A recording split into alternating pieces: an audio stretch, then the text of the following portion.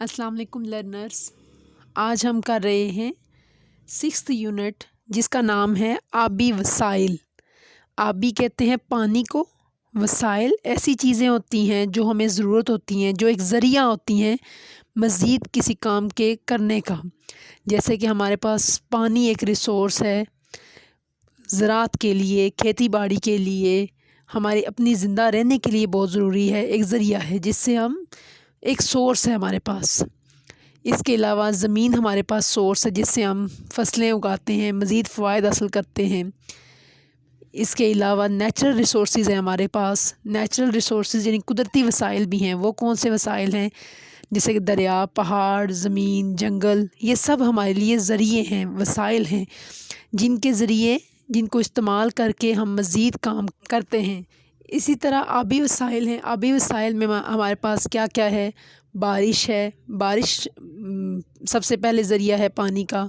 फिर इसके बाद दरिया हैं, डैम्स हैं, ग्लेशियर्स हैं, लेक्स हैं, झीलें, नदियाँ, नहरें, ये सब हमारे पास, कुआँ, वेल्स, ये सारे क्या हैं? आबी वसाइल हैं जिनके ज़रिए हम अपने आबी ज़रूरियात को पूरा करते हैं। जैसा कि पानी, आबी ज़रूरत कौन सी है हमारी? मतलब पानी की ज़रूरत को पूरा करते हैं। सबसे पहले तो यहाँ से स्टार्ट करेंगे हम कि जब बारिश का पानी है, जब वो ज़मीन पे गिरेगा तो कुछ पानी तो ज़मीन के ऊपर रहेगा, नदी नालों में, दरियाओं में, समंदरों में इकट्ठा हो जाएगा, डैम्स के अंदर हम उसे इकट्ठा कर लेते हैं।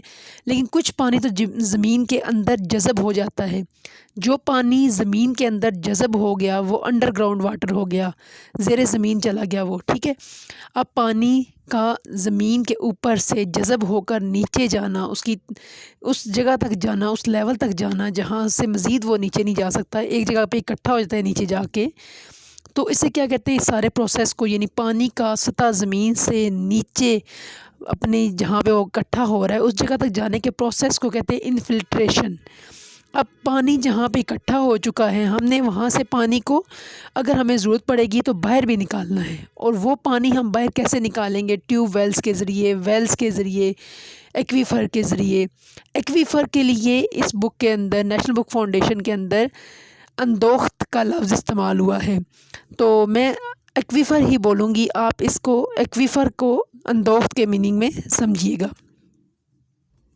हमारे पास जो पानी डैम्स के अंदर हम कलेक्ट करते हैं वो कहाँ से आता है? दरियाओं के रास्ते में बैरियर बना के डैम्स बनाते हैं और वो पानी, दरिया का पानी कलेक्ट हो जाता है, स्टोर हो जाता है उस डैम के अंदर। तो दरियाए सिंध हमारे मुल्क का सबसे बड़ा दरिया है। साथ ही मैंने एक इमेज डाला है, उसको आप गौर से देखेंगे तो 3-4 बार देखने से आपको याद हो जाएगा, उसको याद कर लीजिएगा। तो सबसे बड़ा तो दरियाए सिंध है जो हमारा तकरीबन पूरे पाकिस्तान को सैराब करता है। बाकी जितने दरिया हैं वो उसके मावन दरिया हैं। जो मशरिक़ की तरफ से आते हैं उन्हें बोलेंगे मशरक़ी मावन दरिया, और जो मगरिब की तरफ से आते हैं, दरिया सिंध के मगरिब की समत से, उन्हें बोलेंगे मगरबी मावन दरिया। तो दरिया सिंध के मशरक़ी मावन दरिया कौन से हैं? झेलम, चनाब, रावी, सतलज, ये सारे इसके ईस्टर्न साइड पे हैं। और जो वेस्टर्न साइड्स पे हैं वो सारे उनको बोलेंगे मगरबी मावन दरिया। मावन दरिया इसलिए बोलते हैं क्योंकि ये दरिया जो हैं वो डायरेक्टली समंदर में नहीं गिरते। ये दरिया शामिल होते हैं दरिया सिंध के अंदर, और दरिया सिंध जाके गिरता है बहरा अरब के अंदर। तो जो समंदर के अंदर दरिया गिर रहा है उसके जो हेल्पफुल दरिया हैं, जो उसके असिस्टेंट हैं, यानी मावन दरिया बोलेंगे उनको। इन दरियाओं के अंदर अगर पानी बहुत ज़्यादा हो जाए तो उस पानी को स्टोर करने के लिए, हम कंट्रोल करने के लिए, ताकि वो मज़ीद आबादी को नुकसान ना पहुंचाए, हमारी जितनी भी सेटलमेंट्स हैं, हमारे जितना भी निज़ाम है उसको नुकसान ना पहुंचाए, हम डैम्स बनाते हैं। पहले मैं बता रही हूँ डैम क्यों बनाते हैं, फिर आगे देखेंगे। तो इसलिए डैम बनाते हैं ताकि पानी अगर ओवरफ्लो होके आ रहा है तो उसको हम स्टोर कर लें, से ज़रूरत उसको हम यूज़ करने के लिए, जितना ज़रूरत हो उतना ही उसको इस्तेमाल करने के लिए हम करें आगे, ठीक है। तो ये डैम क्या करता है? उस ज़्यादा पानी को स्टोर कर लेता है ताकि हमारी आबादी को नुकसान ना पहुँचे। तो दरियाए सिंध जो बड़ा दरिया है उसके ऊपर 2-3 डैम्स बनाए गए हैं, और छोटे छोटे डैम्स भी हैं। जो बड़े मेन डैम है उसमें तरबेला डैम है, सबसे बड़ा दरिया सिंध, और सबसे बड़ा डैम, ये अक्सर एमसीक्यूज़ में पूछते हैं, तो वो कौन सा है? تربیلا ڈیم ہے جو سب سے بڑے دریا سندھ پہ بنایا گیا ہے۔ اس کے علاوہ مین جو ڈیمز ہیں اس میں دریا جہلم کے اوپر منگلا ڈیم بنایا گیا ہے۔ اس طرح دریا کابل کے ساتھ امیج میں دیکھیں گے تو بتائیں کون سا ڈیم ہے، دریا کابل کے اوپر کون سا ڈیم بنایا گیا ہے، یہ بھی MCQs میں آیا ہوا ہے، وارسک ڈیم۔ مین جتنے بھی واٹر باڈیز تھی ہم نے ان کو ڈسکس کر لیا، تو ساتھ ہی MCQs بھی میں نے کچھ ڈسکرائب کر دیے ہیں، جو رہ گئے ہیں اس کو میں ڈسکرائب کرتی ہوں۔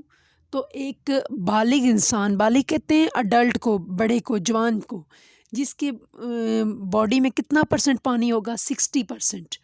پھر دوسرا تیسرا ہم نے یہ ڈسکس کر لیا۔ زیر زمین پانی میں نے بھی بتا دیا کیونکہ تمام صوبوں میں ہے، لیکن زیر زمین پانی مین کس صوبے کے اندر استعمال ہو رہا ہے آپاشی کے لیے، اس کا آنسر ہے پنجاب۔ اور پاکستان میں اگر کمپیریزن کیا جائے تو ہم نے پہلے ڈسکس کیا پچھلی ویڈیو میں، مونسون جب رین ہوتی ہے تو وہ بہت زیادہ ہوتی ہے سمر میں، تو سمر سے اگر کمپیریزن کیا جائے تو پاکستان کے اندر ونٹر میں مطلب سردیوں کے موسم میں بارشیں بہت کم ہوتی ہیں، تو نسبتاً یہاں پہ کہا گیا ہے، کمپیریزن کیا گیا ہے، تو یہاں پہ کون سا آئے گا سیزن، سردی کا۔ چونکہ پاکستان ایک زرعی ملک ہے تو یہاں پہ لوگوں کا زیادہ جو ذریعہ معاش ہے، جو آمدنی کماتے ہیں لوگ، وہ زراعت سے، تو اس کا آنسر ہے زراعت۔ 7th MCQs ہے کہ زیر زمین پانی کے وسیع ذخائر تو کس میں آئیں گے، یہاں پہ سندھ طاس کے اندر ہیں۔ اور آبپاشی کا بڑا مقصد کیا ہے، آب پاشی یعنی پانی دینا، تو مقصد کیا ہے، زراعت، زرعی مقصد ہے اس کا۔ 9th MCQs میں یہ کہا جا رہا ہے کہ سمندر کا پانی نمکین ہے، تو اس سے ہم نے نمکیات کو الگ کرنا ہے، صاف کر رہے ہیں، تو اس کا آنسر ہوگا صاف کرنا۔ پھر پانی کے مؤثر استعمال والی فصلوں کو کس کی ضرورت ہوتی ہے، پانی کے مؤثر استعمال کی جو فصلیں ہوں گی ان کو پانی کم چاہیے ہوگا۔ یہاں پہ مؤثر استعمال لکھا ہوا ہے، انگلش کی بک میں ہے ایفیشینٹ کراپس۔ ایفیشینٹ وہ ہوتا ہے جس کے اندر کم سے کم استعمال چیز کی جائے، تو ایفیشینٹ کراپس کون سے ہوں گی جنہیں پانی کم سے کم چاہیے ہے۔ شارٹ کوسچن آنسرز کے پیج نوٹ کر لیں، ان کوسچنز کو 1 by 1 ہم ڈسکس کریں گے۔ فرسٹ شارٹ کوسچن میں آپ نے یہ بتانا ہے کہ پانی کے جو ذخائر ہیں، ذخائر مطلب جہاں پہ پانی ہم سٹور کرتے ہیں، کدھر کرتے ہیں، ڈیمز کے اندر، تو ان کے 5 مثبت اثرات یعنی اچھے اثرات بتانے ہیں۔ تو سب سے پہلا اثر کون سا ہے، آبپاشی پہ ہے، یعنی ہم کھیتوں کو پانی دے سکتے ہیں، یہ سب سے پہلا اثر ہے مثبت۔ اس سے کیا ہوگا، فصلیں اچھی پیداوار ہوں گی تو ہم اپنی بھی استعمال میں کر سکیں گے اور دوسرے کنٹریز کو ہم بیچ بھی سکیں گے۔ تو پہلا فائدہ کیا ہے، اس کا پہلا مثبت اثر زراعت پہ ہے۔ سیکنڈ اس کا مثبت اثر کیا ہوگا کہ جو ہم ڈیمز بناتے ہیں یا بیراج بناتے ہیں، ان دونوں کا کام، ڈیمز کا بھی اور بیراج کا بھی، دونوں کا کام کیا ہے، پانی کا سٹور کرنا، پانی کے بہاؤ کو کنٹرول کرنا، یعنی پانی اگر بہت زیادہ آ رہا ہے تو اس کو فلڈ بننے سے روکنا، اس کو اپنے اندر سٹور کر لینا۔ اب دونوں کا کام کیا ہے، پانی کو سٹور کرنا، تو دونوں کے اندر فرق کیا ہے، فرق دونوں میں یہ ہے کہ بیراج کو ہم خود کھولتے ہیں، خود مین کنٹرول ہوتا ہے، یہ ہم اپنی بوقت ضرورت جتنے چاہیں اس کے دروازے کھول کے پانی ہم نکال سکتے ہیں جب ضرورت ہو ہمیں اور جتنا ضرورت ہو، یعنی اپنی مرضی سے ہم اس کے دروازے کھولیں گے اور بند کریں گے پانی کا فلو کنٹرول کرنے کے لیے۔ لیکن ڈیم کے اندر جب پانی بہت زیادہ بڑھ جائے گا تو اس کو کنٹرول ہم خود نہیں کرتے، اس کا فلو بڑھتا رہتا ہے، ٹھیک ہے۔ تو دونوں کا کام کیا ہے، پانی کنٹرول کرنا۔ بیراج بھی کیا ہے، پانی کے راستے میں، دریا کے راستے میں رکاوٹ ہے، اور بیراج کا جو اوپر والا حصہ ہے آپ اس کو ایز اے برج استعمال کرتے ہو۔ بیراج کیا ہے، دریا کے اکراس دا ریور ہوتا ہے، اور یہ کیا ہے، رکاوٹ ڈالتے ہیں پانی کے اندر۔ رکاوٹ کیسے ڈالتے ہیں، ڈورز بنا کر، دیوار بنا کے، اور پھر دروازے ہوتے ہیں اس کے اندر، اس سے ہم پانی کو نکالتے ہیں، اور جب جتنا ضرورت ہو ہم اتنا پانی نکالیں گے۔ لیکن ڈیم کے اندر اتنے زیادہ دروازے نہیں ہوتے، اور بیراج کے دروازے زمین کے ساتھ ہیں لگے ہوئے، ٹھیک ہے۔ اور ڈیمز کے جو فلو ہے، جو کنٹرول کرنے والے ڈورز ہیں، وہ اوپر کی سمت میں ہیں اور بیراج کے نیچے ہیں۔ بیراج کا جو اوپر والا حصہ ہے اس کو ہم برج کے طور پہ استعمال کر رہے ہیں، لیکن ڈیم کے ساتھ ایسا ہم کچھ نہیں کر رہے۔ تیسرا فائدہ کیا ہے ان ڈیمز کا، ہم اس سے پن بجلی پیدا کرتے ہیں، یعنی پانی سے بجلی پیدا کی جاتی ہے، اس سے ہمارا جو جتنا بھی گیس کا خرچہ ہے یا باقی جتنے بھی فیول ہیں ان کی بچت ہو جاتی ہے۔ چوتھا فائدہ کیا ہے کہ ہمارے ماحول کے اندر پانی کی ایک مستقل فراہمی ہوتی ہے، ریلائبل ہوتی ہے۔ ہمیں یقین ہوتا ہے کہ بارشیں کم بھی ہوں تو جو اسٹور پانی ہے وہ ہم اپنی عوام تک اپنی ضروریات کی جتنی بھی ہیں وہ پوری کر سکتے ہیں، عوام تک پانی کو پہنچا سکتے ہیں۔ خشک سالی میں یہ بہت بہترین ہمارے معاون ہوتے ہیں۔ ففتھ پوائنٹ میں نے آلریڈی ایکسپلین کر دیا ہے کہ وہ آبپاشی کے لیے کام آتے ہیں۔ تھرڈ کوسچن اسی کوسچن کے اندر ہی ہے فلڈ کنٹرول میں، اور اس سے نیکسٹ جو کوسچن ہے کہ آبپاشی سے کیا مراد ہے۔ آبپاشی سے مراد ہے مصنوعی طریقے سے آرٹیفیشلی پانی دینا کھیتوں کو، باغات کو، جتنے بھی ہماری فصلیں ہیں ان سب کو اگر ہم آرٹیفیشلی پانی دے رہے ہیں تو اسے کہیں گے آبپاشی۔ اور آبپاشی کا یہ تو اس کی ڈیفینیشن ہوئی۔ اب اگر کوسچن یہ پوچھ لیا جائے کہ آبپاشی کا مقصد کیا ہے تو وہ بھی ساتھ ہی لکھا ہوا ہے۔ اور آبپاشی کا مقصد کیا ہے؟ آبپاشی یعنی پانی کی فراہمی۔ مقصد کیا ہے آبپاشی کا؟ اریگیشن کا مقصد ہے فصلوں کو، کھیتوں کو، باغات کو پانی کی فراہمی۔ یہ سیکنڈ کوسچن ایکسپلین ہو گیا، اور تھرڈ آلریڈی ایکسپلینڈ ہے۔ فورتھ میں ایکسپلین کرنے لگی ہوں سیم اور تھور، یہ فصلوں کی یا زمین کی زمین کی بیماریاں ہیں۔ زمین کی بیماریاں مطلب یعنی زمین ناکارہ ہو جاتی ہے سیم اور تھور میں۔ سیم میں کیا ہوتا ہے؟ پانی جتنا ہونا چاہیے زمین میں پودوں کے لیے نشو و نما کے لیے ضروری ہے اتنا نہیں ہوتا، اس سے پانی بڑھ جاتا ہے، یعنی زیر زمین پانی اتنا زیادہ بڑھ جاتا ہے کہ وہ فصلوں کی کاشت کے لیے مناسب نہیں رہتی زمین، تو اسے کہتے ہیں سیم۔ جیسے اکثر ہم کہتے ہیں نا کہ گھر کی دیواروں کو دیکھتے کہتے ہیں سیم آ گئی، یعنی پانی اس کے اندر نمی زیادہ آ جاتی ہے تو جو آپ کو بھائی نظر آ رہی ہوتی ہے، تو ایسے ہی زیر زمین پانی اتنا زیادہ ہو جاتا ہے کہ فصلوں کی کاشت کے لیے موزوں نہیں رہتا، تو اسے کہتے ہیں سیم۔ اور جب یہ پانی زیر زمین پانی اتنا زیادہ بلند ہو کہ زمین سے باہر نکل کے آ جائے، تو صرف پانی تو باہر نکل کے نہیں آئے گا نا، اس کے ساتھ ساتھ سالٹس بھی آئیں گے، جتنے بھی نمکیات ہوں گے اس کے اندر جذب، وہ بھی تو زیر زمین سے اوپر آ جائیں گے، ٹھیک ہے، زمین کے باہر آ جائیں گے۔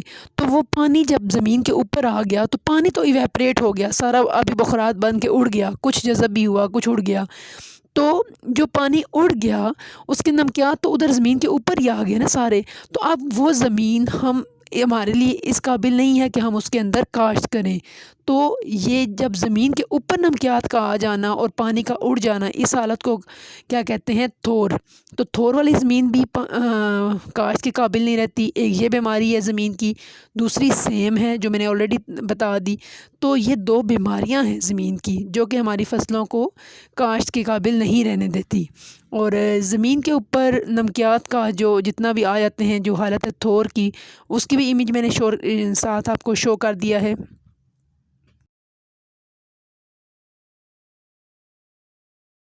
ففتھ کوسچن کا آنسر بھی وہی ہے جو میں نے آلریڈی ایکسپلین کر دیا پہلے کوسچن کے اندر کہ کیا فوائد ہیں، وہ سارے وہی چیز آ رہی ہے اس میں بھی۔ سکس کوسچن دیکھتے ہیں۔ معیار کہتے ہیں کوالٹی کو، تو اگر پانی کا فلو زیادہ ہو یعنی فلڈ آ جائے، سیلاب آ جائے، تو اس کے اندر آلودگی بھی تو شامل ہوتی ہے، اس لیے وہ پانی معیاری نہیں رہتا۔ فلو پہ دیکھتے ہیں کہ ایک تو یہ فلو سے متاثر ہوا، فلو سے کیا متاثر ہوا؟ اس کی کوالٹی نہیں رہی۔ دوسرا کیا ہے؟